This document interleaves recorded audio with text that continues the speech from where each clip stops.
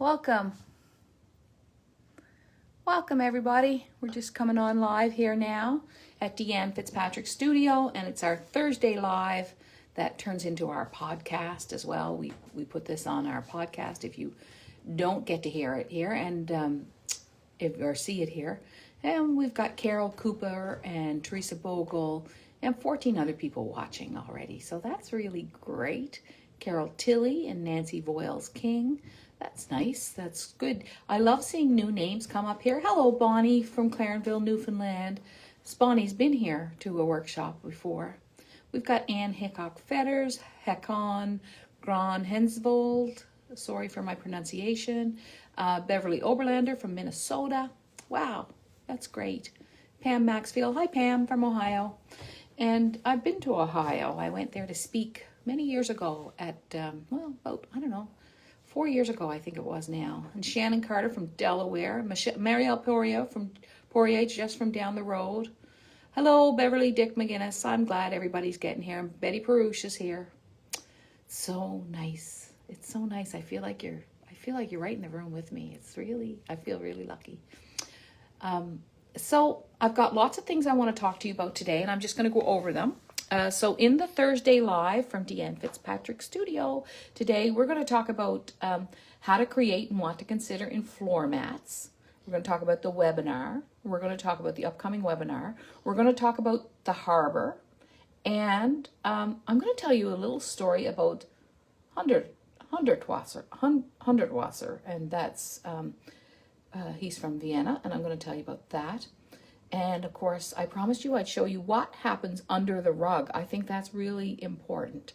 So, hi, Ruthie Patricken from Great Village, Nova Scotia, and Jane Smith and Esther Joy Close from Wisconsin, Pauline Magnuson from Vancouver.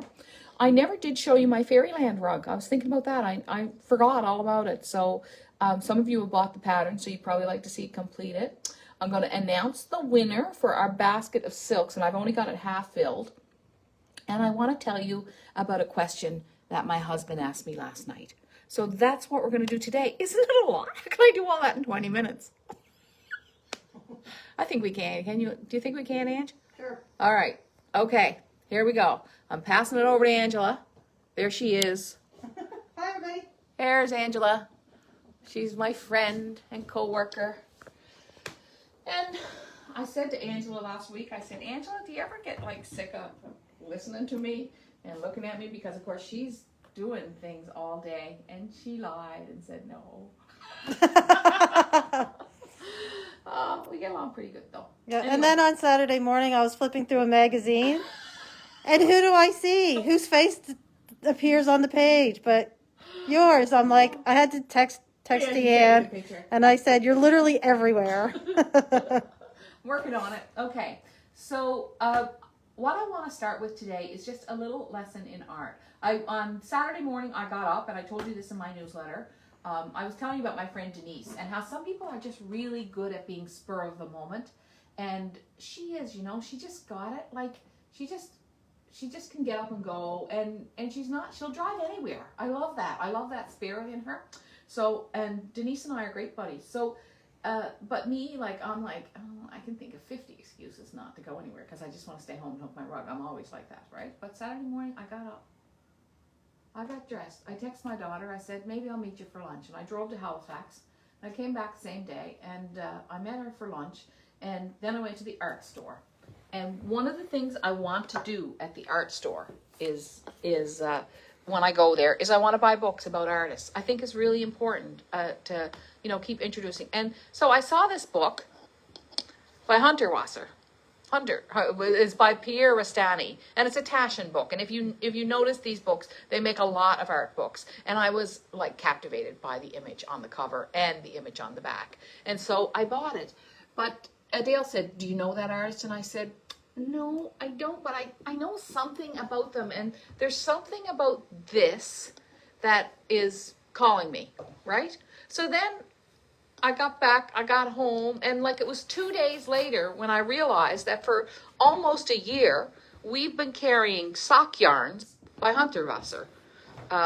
and I don't know if I'm saying that right, but these are the Opal sock yarns, and they're based on his paintings. So you see the paintings, right? And we've been carrying these for ages, but I never made that connection. So like, there's so much coming at us all the time. But then I looked at that and I thought, oh, if you're a sock knitter, you know, what a way to, and then this is what the socks look like, basically. Sort of like that, just depending on the colorway. It's kind of self-striping yarns, but it really sort of brought it home to me that you know, if you start looking, once you start making connections, you'll find other connections. And I'm always doing that. I'm still here. I got to take my book with me, so I remember all the things I told you I was going to talk about. I'm still here working on my fern yarn. I've got the little basket half filled. I'm going to fill it. I've got some Silky Sister in there, and I've got some Sari silk, and I've got some banana silk, and I'm just going to fill it up with silks. And the winner is, and I haven't heard from her yet, so you can tell her if anyone knows her. It's Judith Owens from Michigan. And she's the winner of the little basket that I made, and we're going to fill it with yarns, and we'll mail it to her. But Judith needs to email us with her full address so that we can send that to her. And if we don't hear from Judith in a couple of weeks, we'll give it away. And what we did was we went on to the people who shared, and we randomly picked Judith from the people who shared our video last week, because you know the importance of sharing these videos. So what I want to talk to you about today is my rug. So let's see what we got going. Remember last week I talked to you about color and color planning. So you can see that I use all kinds of really intense colors for the outline, and then I've only chosen greens for inside the ferns. This is very tedious to make. There's a lot of outlining. So now today I'm going to work a little bit on the background, and I want Angela to scoot underneath and show and see what I'm doing underneath the rug. So once I was demonstrating at the Tourist Bureau, and thanks, Angela. I was demonstrating rug hooking at the Tourist Bureau, and this man came along, and I had a little dress on, and he was hooking the rug. I was hooking the rug, and he said, "Can I see what's going on underneath?" So he went underneath, and then he realized that I had a little dress on, and he popped back up and went, "Oh, I'm sorry." Like, it never occurred to me at the time, but so you have to be careful. So my friend texted me this morning and said, and she didn't know anything about the man at the Tourist Bureau, and said, make sure what you're wearing if you're going underneath the rug. Like, make sure you're not wearing a skirt. So I'm not. Here I am. So I'm going to use yarn, and I'm going to do it with cloth, just so you can see both. I've got to find a bit of cloth. So here we are. So this is what I'm doing underneath. You see how my hand is right up against the linen. And I go down, and I have it spread like this. So basically, I have it spread like this. So basically, I'm catching it like that, okay? So there's a line. So I brought my first one up. And then after that, I'm pinching it. So my fingers are pinching the strands. So every time my hook goes down, it feels my thumb, okay? So, because my thumb and my forefinger are pinching and holding it in place. There we go, just like that. Does it make sense? Now, why is this important? Well, I think it affects the comfort of your hooking. Like, when you're hooking, your two hands have to be in place. Like, they have to be working together. So that's why it's important. So there is, now I'm just going to use some purple, and there's a piece of cloth. And I start off the same way. I spread it, catch it, bring my end up, and then I pinch it, forefinger and thumb. And when I go down, maybe I'll get you to come up to the top side now, Angela, after this. And then we'll demonstrate it from the top side too. So there we go. And see, my hand is moving along. Just moving along. And every time my hook goes down, it's catching against my thumb. So that's how I do it. Are you coming back up or are you staying down there? Sure. She's lying down on the floor and she looks really contented. Okay, so this is what I want to show you. Every time it's like this, went underneath the mat. That's really important that you catching, and this is guiding. So the two things are always working together. And that's just a little important tip for you. I'm going to pull this purple out because this is not what I want to be hooking here. So I've got a lot of different things going on in the background here. And I was inspired by an interview that I did with a woman for an upcoming course that we'll be releasing in sometime next year. But a lot of planning goes into our online courses, right? A lot of planning. So I do interviews for them well in advance sometimes. So I'm going to take 3 strands of this, and this is a silk, and it's kind of like a raw silk, and I'm just going to bring that in, and I'm mixing it with my gray.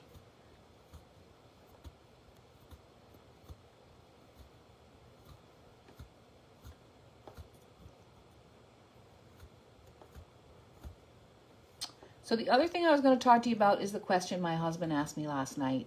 I was preparing supper, and he was just in the other room, and he said, if you had a month to live, what would you do? Like, would you do anything differently? And I was really happy to answer that. Honest to God, I said, if I had a month left, I'd probably go live a lot. Like if you knew that it was going to be over in a month, I'd probably go live and teach people a lot of stuff.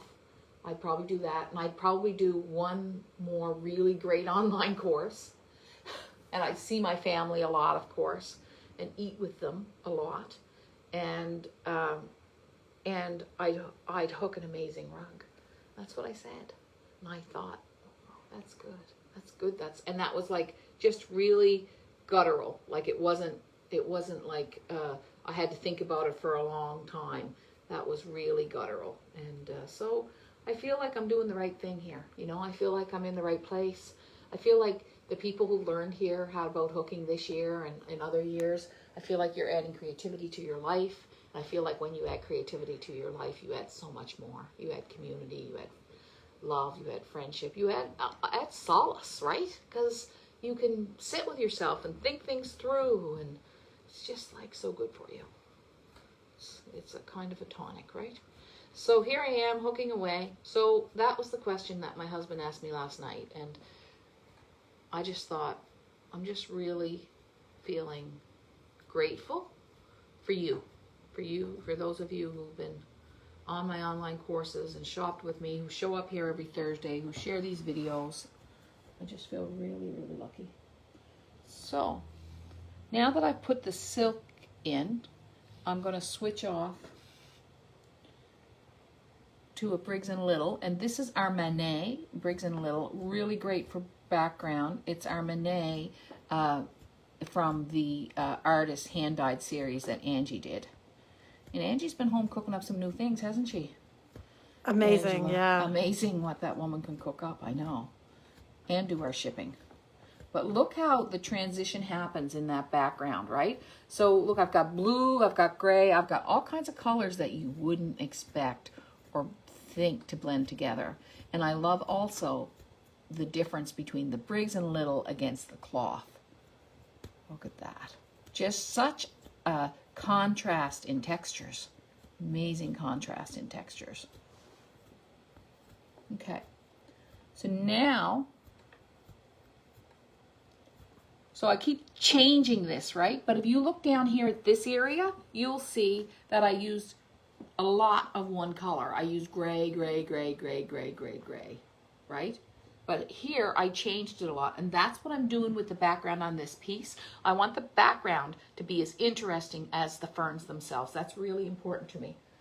So I'm going to keep changing right here, but probably over here, like you can see, I did a lot of gray, a lot of gray, a lot of gray. So I'm going to keep changing in this area, and then you'll see that over here, perhaps, or in here, or over here, who knows, I'll go back to sort of more solid background color and keep switching. Backgrounds are really fun to hook. What Yep. Sorry, Deanne, what ply are you using for the Briggs? This is a 2-ply. And I've just ordered in a bunch of 4-ply. I want to get chunky with my Briggs. And I called Heather today and ordered a whole bunch of 4-ply. And I said to Angie, the next amazing series we do, I want to do it in 4-ply. So I'm kind of moving towards 2-ply, towards some 4-ply. I've been missing it in my rugs. Now I'm going to show you the difference right now between 2-ply and 4-ply. Okay, so do I have any 4-ply? Please let me have some 4-ply. Okay, I do. Well, let's get a 2-ply. Okay, so what's the difference between 2-ply and 4-ply? Well, right here, really clear.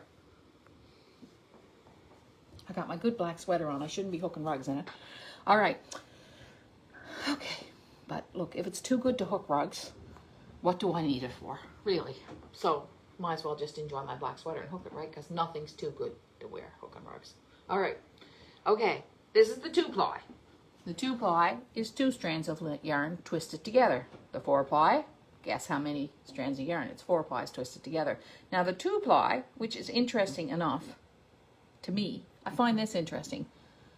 The 2-ply and the 4-ply are not like half and half. The 4-ply looks way bigger to me than the 2-ply, doesn't it to you?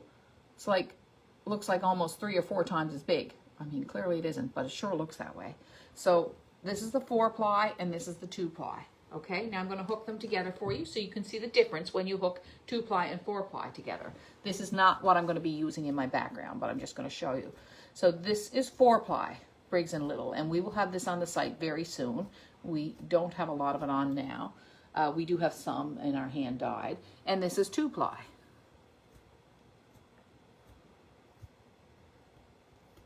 So I'm just going to show you the area that you cover when you hook 3 rows of 4-ply and when you hook, so there's 3 rows of 4-ply and there's 3 rows of 2-ply. This hooks a lot bigger area, so your rug will be hooked a lot faster, okay? But you won't have the same detail. I love the detail of the 2-ply. I just love it. It looks like it's just so fine and finicky, right? And it looks so great. All right, so I'm going to pull these out. So this is 4-ply and 2-ply. Okay, now what else are we talking about today? Angela, what else did I say?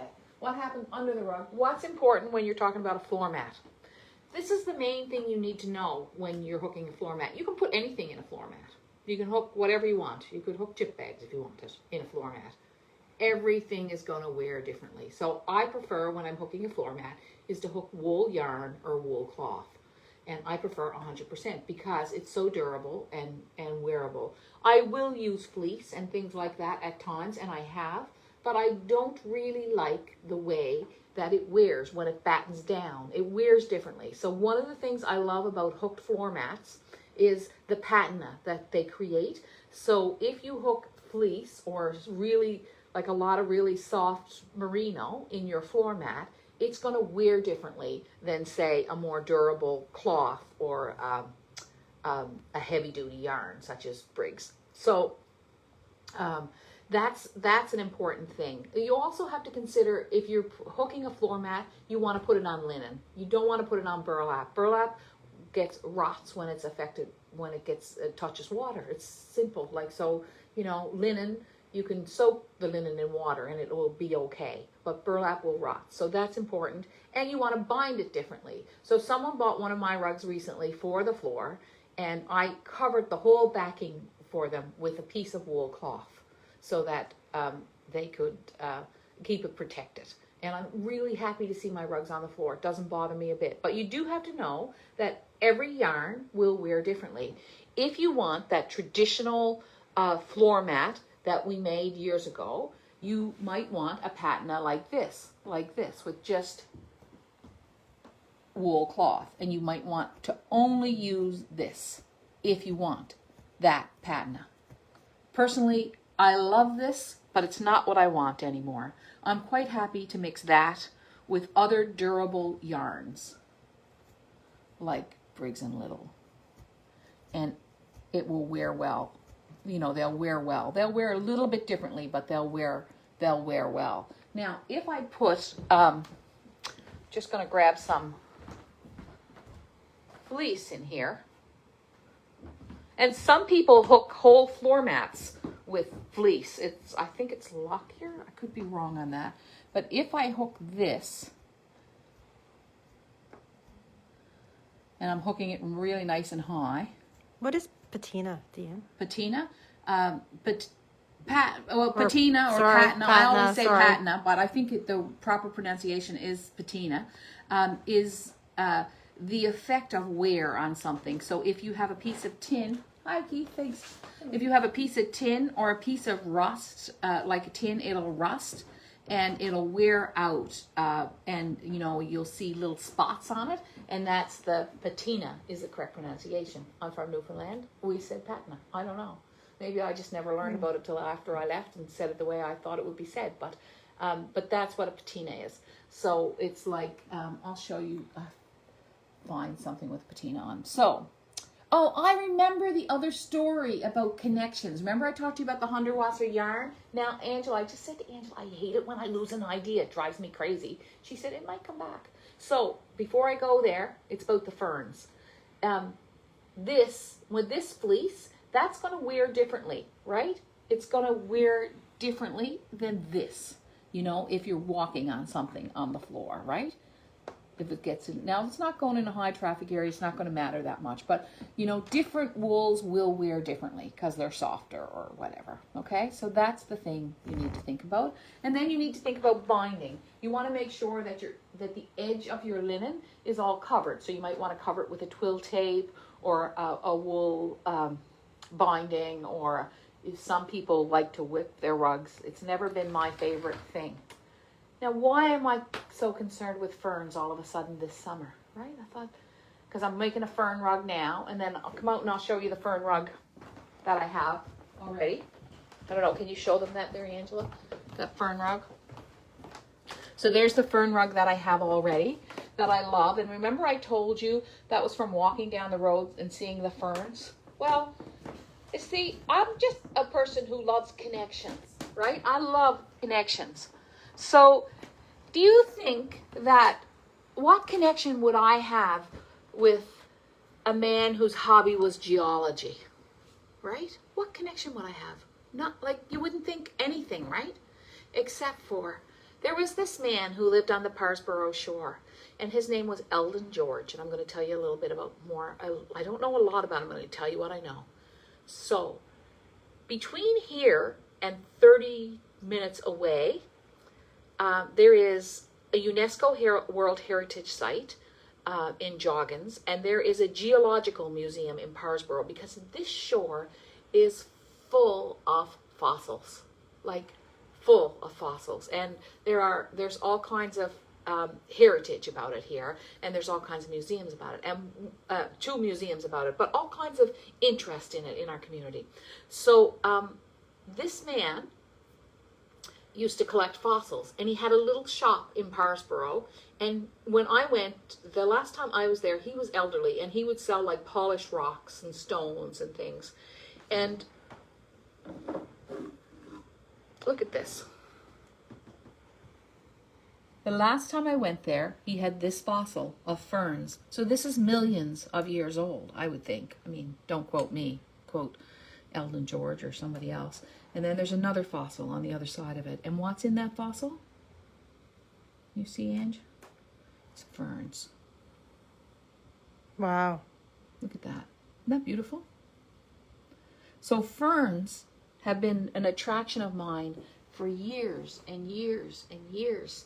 But suddenly, things came together when I was walking down the street this summer, right? Walking down my road. I love it. Look, he wrote $20 on it. I paid him $20 for this fossil. So he dedicated his life to finding fossils and connecting people with rock and stone and their culture and heritage here in Cumberland County, Nova Scotia. So those ferns, so I've been carrying this around with me for, I don't know, 10, 12 years. I just place it here. Have a look at it next to the bird nest that my son gave me. And it led me to here. And so it's like seeing that, you know, the Hundertwasser yarn and then the Hundertwasser book. Like if we're open to ideas, there are all kinds of connections to be made in your creativity. So just go into this week staying open to those connections, because it's just fulfilling. It really brings you places, you know. And what do I want to show you this week? I want to remind you that we are going to relaunch the harbor. It's going to be we're going to give you, like it's a self-study. So you will get all the passwords at once for 12 months. And you can work on it over like 12 weeks, 20 weeks, or 12 months, however you want to do it. And we're going to relaunch that not until December 3rd. So plan for that if you want to join us. And it will only be available for the month of December this year. And after that, it will be gone for at least for another year. On this, if you want a simpler project, we just framed this. Isn't it sweet? So we're going to talk about hooking snow, and it's a live webinar. I'm going to be live just like this, but all I'm going to be doing is hooking and showing you the hooking. We're not going to be we'll talk as I hook, but we're going to go through making a dramatic winter sky, making that little wreath, and it's so sweet. Some little trees, the house, and putting details in the house, and then of course hooking snow. So this webinar is now on our website. It's right on the front page of the website. It's $49.95. It's going to be a 2-hour class. So that's one thing I wanted to show you. And we must be running out of time, are we, Ange? You don't know. I can't see my watch. Okay. So this is our slub. It's back in stock. And if there's any out of stock, we'll be refilling it. This is earth. There's a sky blue. But these are really beautiful. Really happy with them. And we have about 20 colors of slub now. So what is slub? Well, I haven't used it lately because it's been out of stock for so long. So let's see, what color? Is there any color there that I would use in this rug? Oh, I should show you this one because it's so beautiful. This one is called Nebula. Nebula. I guess Nebula. I don't know. How do you pronounce that? I'm having like, what's going on today? It's like 3 words I don't know how to pronounce. It's like, and then there's this one, which is, I think, our Merlot. I feel like in this rug,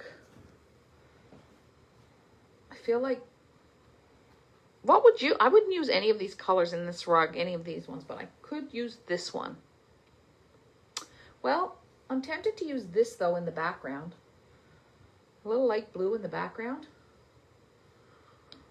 I'm just going to look at that. And we're getting ready for a challenge, another challenge on Wild with Wool. Oh, my God, those are beautiful. Okay, we'll put some blue in the background, and I'll show you how slub works. So what did we talk about today? Did we cover everything? I don't think we need to talk about anything else because I think we covered a lot. What do you think, Angela?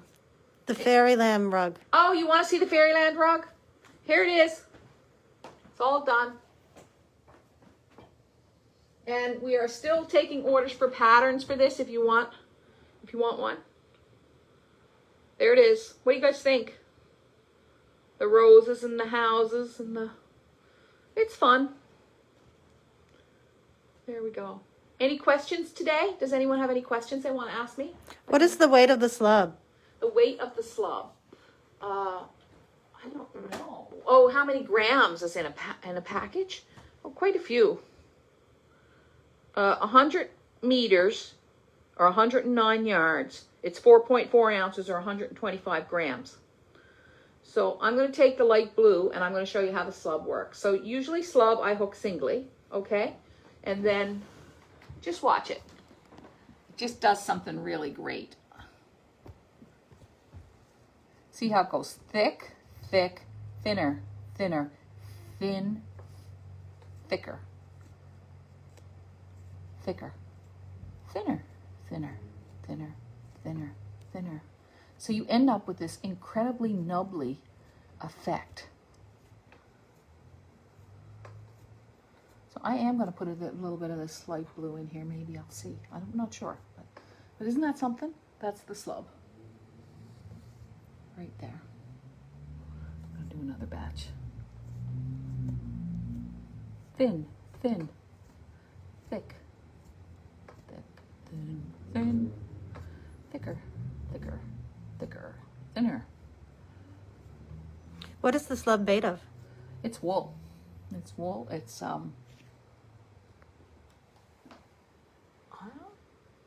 50% blue-faced Leicester. Leicester? That's how we say it here anyway. And 50% merino. Another word. What were all the words today? There was patina, which I've been saying patina. I remember once I was out with my friend. She was shopping for a nice nightie. And I said, there's the lingerie department. I never knew it was lingerie. The lingerie department. So if you want to repeat a word after me, you might want to check, see how it's said. Because we had a lot of words today we weren't sure about. But oh gosh, it's good to be yourself, isn't it? It's just, you might as well. There's no sense trying to be somebody else. Anybody got any questions? I wouldn't mind a question. The Wild with Wool challenge. They're curious. Oh, well, you have to go on Wild with Wool now, won't you? Because I'm not going to tell you here. Because it's going to be fun. It's going to be fun. I think we're going to have a little bit of fun. We're just going to, Angela actually cooked it up. And Angela, Greg, and I. Anything else? Mm. All right. Well, join me for the webinar. Think about the harbor. If you were in the harbor last year, you'll have access to it again next year. So once you join the harbor, you have lifetime access. I'll probably do some new things in it this year. Do you think, Angela? I think we should, We're going to when people join. You know we are. We're going to have new people join. We're going to add some new things for the people who were in it last year. Sure. So once you join the harbor, you're going to continue to have access. And we're going to do some fun little activities and add them every once in a while. And then we have the Facebook group on the harbor. And every month you have the opportunity to really challenge yourself and your creativity for a whole year. And you'll see in the next month, we'll be posting things about it, about the people who took it this year. And if you listen to my podcast that's up now, I interviewed Melissa Gauthier, who was a harbor member this year, and she'll talk about it. And Angela's going to put up a podcast in the next week or two about 3 other members of the harbor who took it and their experiences. So I hope you'll join me. I don't think this light blue is going to stay here. It's just too blue. This was going to be grayer, but my gosh, look at that slub. I know you want it. I know you want to have some. It's just so great. Anyway, because I want it. I'm glad I kept this blue. Can you This double? might be the sky. Yeah, you can double. I'll show you what it's like doubled. I don't think there's any need to double. So if you double, you want to make sure your thickest, well, it doesn't really matter, but I think you kind of want to make sure your thickest together and your thinnest together. So here's if you double. You can definitely double it. And again, if you double it, it will hook twice as fast, right? Oh, I lost one. So there you go. You can't hook it double. Though I feel like when you hook it double, you lose some of the beauty of it, personally. But there is no right and wrong in rug hooking. You know, there's right and wrong in other places, but it's not in rug hooking. It's just like you can do what feels good. You know, it's like if you're painting, you can mix your colors whatever way you want them. Anyway, that's it for me today, folks. I had a nice live with you. I don't know what I'm going to do with the rest of the day, but we'll find something, won't we, Angela? We will. Probably hook my rug, I think. Probably going to hook some of the background on this. All right. See you later. Thank you.